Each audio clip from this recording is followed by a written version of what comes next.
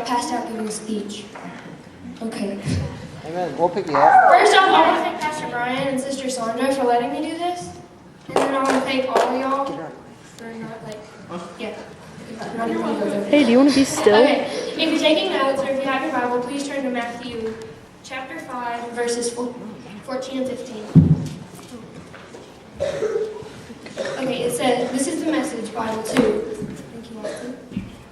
This is the Message Bible, so it may be different if you have NIV or KJV. It says, God is not a secret to be kept. We're going public with this, as public as a city on a hill. If I make you light bearers, you don't think I'm going to hide you under a bucket, do you? I'm putting you on a light stand. Now that I've put you out there on a hilltop, on a light stand, shine. Keep open house, be generous with your lives. By opening up to others, you'll prompt people to open up with God, the generous Father in heaven. Tonight I want to talk about boldness. Okay, God made us Christians to shine for Him. Now, okay, most of you have heard the song "This Little Light of Mine." Yes. Little. I'm gonna let it shine. Okay, if you, let's say you were in your house and the power goes out and you light a candle. Now, are you going to take the candle and are you going to go put it in your shower and close the shower curtain? No, you're going to put the candle somewhere where everybody is going to be able to see it. Okay? God didn't put us up on a light stand or on a hill to hide behind the world. We try so hard to fit in and to be just like everybody else. But now will you turn with me to John chapter 15, verses 18 and 19. And again, this is different than most versions. It says, if you lived on the world's terms, the world would love you as one of its own. But since I picked you out to live on God's terms and no longer on the world's terms, the world is going to hate you anyway. Wow. It may hurt, but it's the truth. Think of Columbine. Cassie Bernal, she admits openly, she said she was not popular, but she didn't care about pleasing her peers.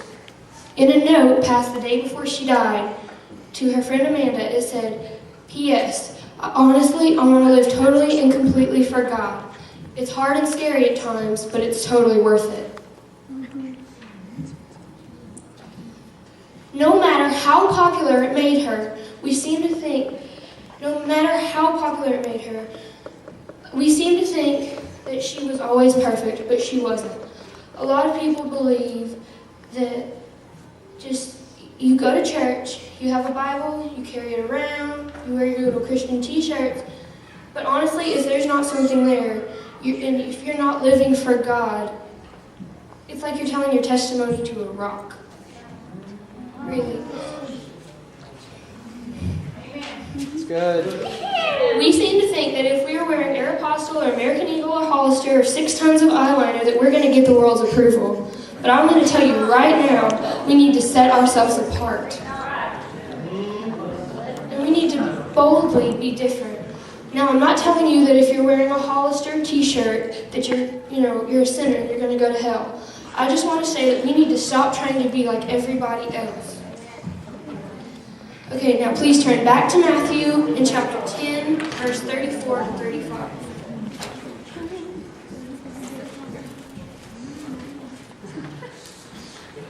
Matthew what? 10:34. Okay. It said, this is the words of Jesus. It says, don't think I've come to make this life cozy. I've come to make a sharp knife cut between son and father, daughter and mother, bride and groom. Cut through these cozy domestic arrangements and free you for God. We need to be cut, and it's going to hurt. But when we set ourselves apart, we are saying that we are willing to disregard the crowd approval and boldly follow God. And when you and when I go together into the world and proclaim the gospel of Jesus Christ, we're going to change our world. Tal Carter. You want to take notes? Come here. No. Mom, Oh, that's your sister. I love this girl. I'm gonna kill this girl. Wow. Okay. Natalia Carter, she is not scared of what people think about her. Okay? When she comes on stage, they're like, woo! Okay, seriously. She's been committed to follow God. And today, as soon as you got up on the stage, I said, she just got into my sermon. Hallelujah. Yes, you can. Okay. Natalia is a girl, and I consider her very bold. And I think that's a very powerful word. When I started thinking about boldness, 3 things popped into my head. The color green. I like that color. My mom. Cassie. That's right. Okay, stop it now. I'm trying to think of a good way to put this. Has anybody ever tried to look at a highlighter for very long?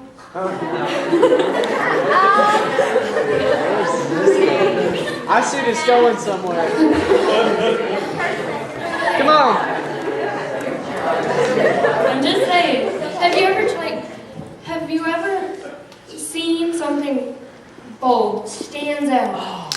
Have you ever looked out and you see blacks and browns and cream colors, and then all of a sudden, bam, somebody's in a pink t-shirt? Seriously. It catches your attention. Okay? And sometimes you're walking around, like if you go to Harrison Junior High, you're standing outside in the morning waiting for first bell to ring, and you see all these people, and they're just, they're talking and they're going on with their merry little lives. And then you see 2 or 3 girls huddled together praying. What's going to catch your eye?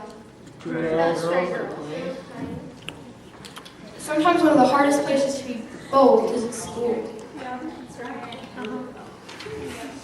Like I said earlier, Cassie said, it's hard and scary at times, but totally worth it. That's right.